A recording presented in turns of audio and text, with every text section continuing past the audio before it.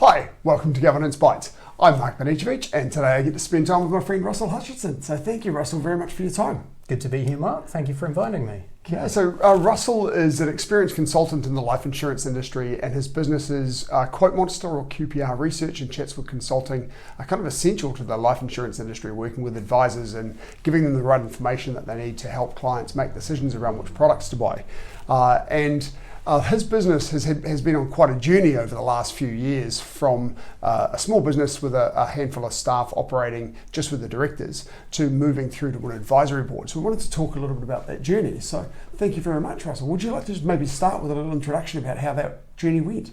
I suppose I'd go back even further, which is that when I first started consulting, it was just me, then it was me and Fran, and then it was me and a full-time administrator, and then I picked up another consultant, and we started to grow. And like a lot of people, I suppose that mirrors the journey of a lot of people in the financial services sector, especially small advice providers.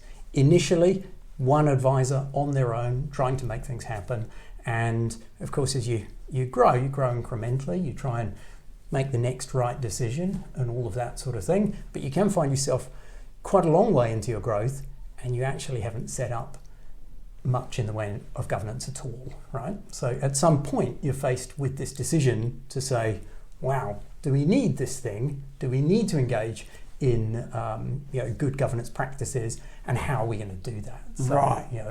And I think that that's a common experience across a lot of the people that we would deal with who've grown from tiny one-person businesses into something a little bit more substantial. Given that, I think it's 97.1% of New Zealand enterprises, about 500,000 enterprises in New Zealand are fewer than 20 staff. I'd say that's a common journey across industries as well, actually, not just in financial services. Well, that's true. Yeah, absolutely. And I think one of the common kind of rules of thumb for when you need to introduce good governance processes are things I've heard people say, for example, when you have an external shareholder. And I actually think that you probably need to put that one to one side. There's probably a milestone which comes earlier than that. And for most financial advisors, having some external governance input into how they run their business is probably essential in order to meet a variety of requirements from, code, quality of advice, license conditions, and so on. Yes. You probably need to have some external component. So at what stage in your business journey did you first start engaging with your mentor? So, I've used a variety of mentors. I've used business coaches at various different times. Obviously, we've always had external accounting. We've never just done our own accounts. And it's probably, I think we're about 7-8 years in when we started to realise that we would get value out of a good governance process. And so I would probably credit our accountants for, essentially they took us into that process very naturally, because what we found is that each time we met with them, we tended to have broader and more expansive conversations about our business as a whole, right? Right. So, yes. So that really kind of grew out of the idea of, or it grew out of the management accounting function. Yes, which they were taking on. And a good accountant will often do that, right? Get involved in. So they're often the first, or one of the first places that a small business will go to get that kind of business advice. Another place a small business will often go is to a friend that has a business. And one of the things that I often experience in our industry in financial services is where I'll talk to a financial advisor about their business, and I'll say, do you use a business mentor? And they say, oh, I've got a friend that I work with, but he's not from our industry. And I think, well, that's a strength. Perfect. Yeah, perfect. They don't come in with the same biases and the same assumptions that you do, and they challenge you on those things. So it's very valuable. So in terms of this journey, there's probably 3 key points I'd really, really like to make. One is that if you're beginning to have an inkling that maybe you'd benefit from external governance processes, you're way past that point already. Just get on with it. So just stop worrying about it. If you're beginning to think that, go for it. And I think the second one would be that, if you think that you're going to add more cost than value, you're wrong. Don't worry about that either. Loads and loads of research finds that those companies that adopt good governance procedures grow faster, do better, have more robust solutions, like in almost any possible way, they perform better. Now, sometimes there's controversy around the direction of causality there? Was it growth? Yes. That came first, or was it good governance that created the growth? Our experience, and this is where I talk to our personal experience, has been that good governance has definitely helped us to grow. That's been powerful for us. And as we go through that, we came to appreciate the mechanics of governance, right? So get involved and get started. Don't spend too much time worrying about exactly how you're going to do it. Spend more time thinking about what the composition of your advisory board is going to be, about trying to get what you just described, which is some of that diversity of view, somebody maybe outside of industry, very helpful, and bring them together into the room. Once you get going, you will discover that improvements can be made in how you keep your notes, how you keep your records, how you trigger issues to come to governance review, how you tackle issues like risks and so on. But plunge on in. The water's warm. Well, you said when you started out, particularly I think with your second point, that if you think it's time for governance or you're ready for that, you already are. If I'm running a small business, what am I talking about when I'm asking the question of myself, am I ready for governance? Am I ready for better governance? You've probably run into some issues like maybe you've run into quality problems. Maybe you've run into competing ideas. So you've got big questions about future path or strategy. Maybe you've run into a bunch of regulatory requirements which you want to get better perspective on how to manage. And the reality for most people in small business is that they are way too close to their own operations. And they cannot see their own assumptions. And they need formality in process to help them manage and pick their way through more complex decisions about how they interact with the commercial world. And that is really what good governance processes bring you.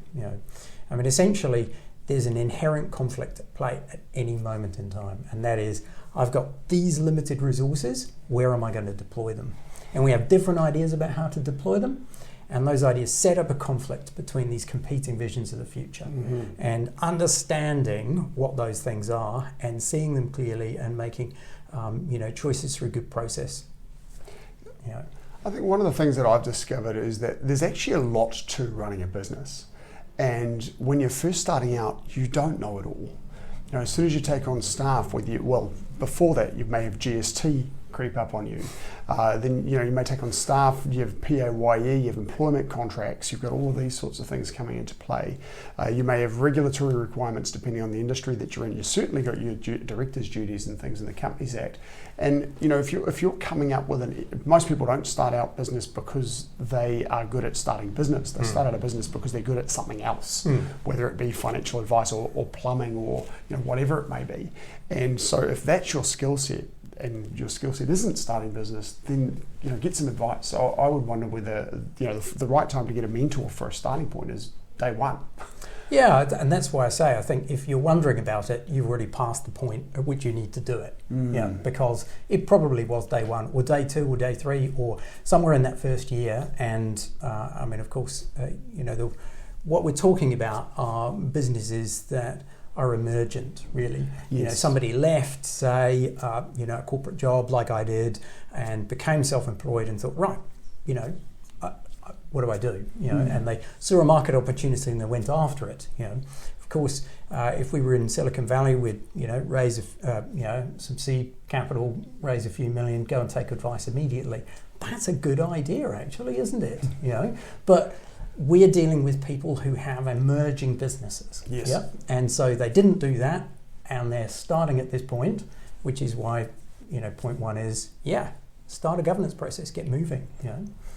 So tell me about the move then from working with your accountant and your business mentor to creating an advisory board. So initially it was two execs and our accountant, and then we added one of the team to basically handle the working parts of that in terms of the administration, pull together the agenda, what we're going to do, and so on.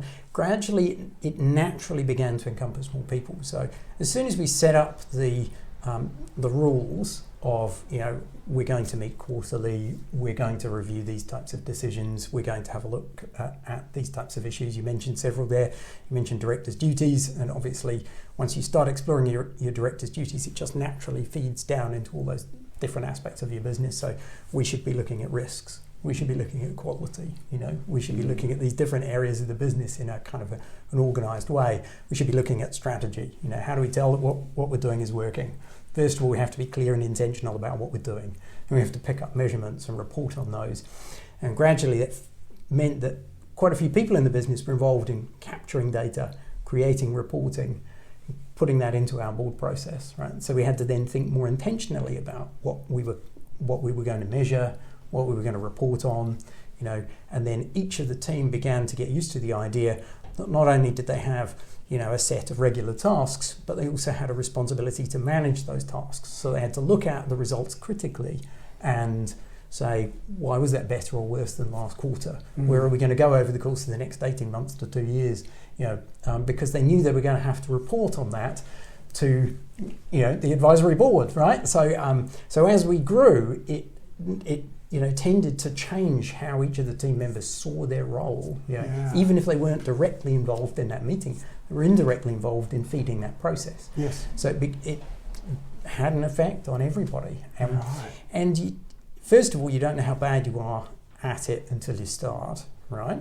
Which is just another way of saying there's so much more room for improvement in your business than you realise right now. Yeah. Yes. And then as you start working your way through those things, you begin to appreciate the iterative cycles of measure, analyse, discuss, critique, set new plans, and reset and repeat, quarter by quarter by quarter, and that then feeds into a virtuous cycle.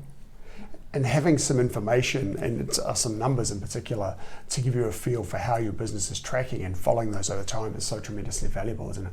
It is enormously valuable, and like I say, we've got better and better at it. So now we tend to have, obviously we've got a strategic plan for the company, but we also tend to have, year by year work plans for each of the different disciplines that we need to take account of, Yes. whether that's risk, security, privacy, market pricing, building staff skills, those types of things. So there's a bunch of those types of issues. And then also within each of the functional areas within the business, they tend to produce 1 or 2 year plans about where they intend to go. So these roadmaps are tremendously useful. And really, they emerged from implementing governance. So wow. Now, and then of course we grew from there to start adding more external members. So Yes. Right now our governance board includes Steve Burgess, who's a compliance expert, and Camilla Tumai, who's an advisor, has been an advisor that's run larger advice teams too.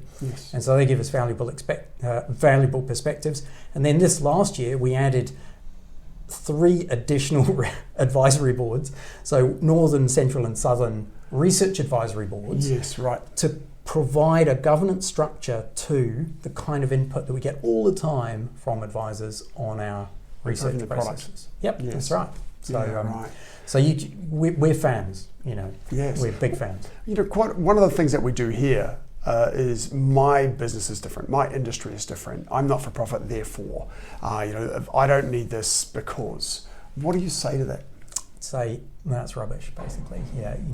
Yes, you are different. That's absolutely true, but it doesn't mean that you won't benefit from good governance processes. And if you're spending a lot of time creating rules to kind of change what is like this core body of knowledge around how to do good governance, which has basically been developed across the Western world, emerging from early corporations and capital markets and so forth.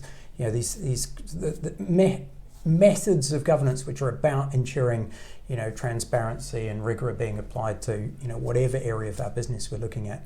if you're basically saying, my decade or two's experience just on my own is going to trump all those hundreds of thousands of years combined experience of all those other people that have thought hard about this, had loads of market experience about it, done loads and loads of things that you haven't done, then I would say, I doubt that. Yes. I think you should be probably trying to say, let's try and conform to this core body of knowledge first, and see how that runs, and see how that develops us, and then let's see maybe if we need some changes. That would be our first approach.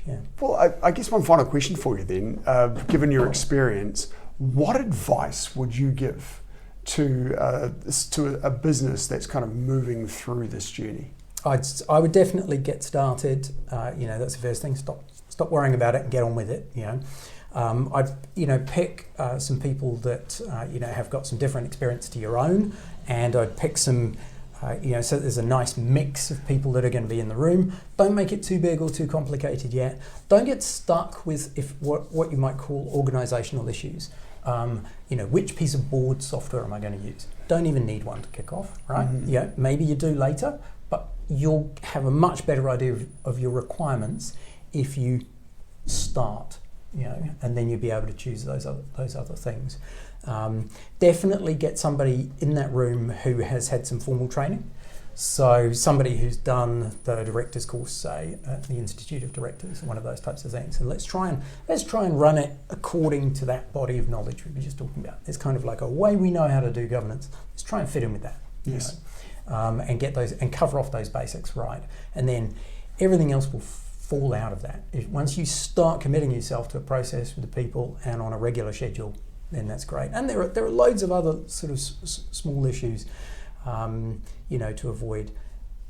Don't think that because you put say your lawyer in the advisory board that now you're getting a bunch of free legal advice. Separate the paid from the, separate those two roles. Those two roles Yes. are different. That's so understand that. Understand that you do have to pay.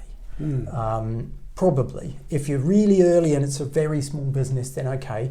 Then just create the structures, and it's probably going to be some stakeholders. It might be the CEO of the kitchen if that's your partner. You want to create a more formal method of reporting to them rather than just coming home and moaning about your day. So there can be ways to do it with very, very small businesses. I'm assuming we're a bit further on than that.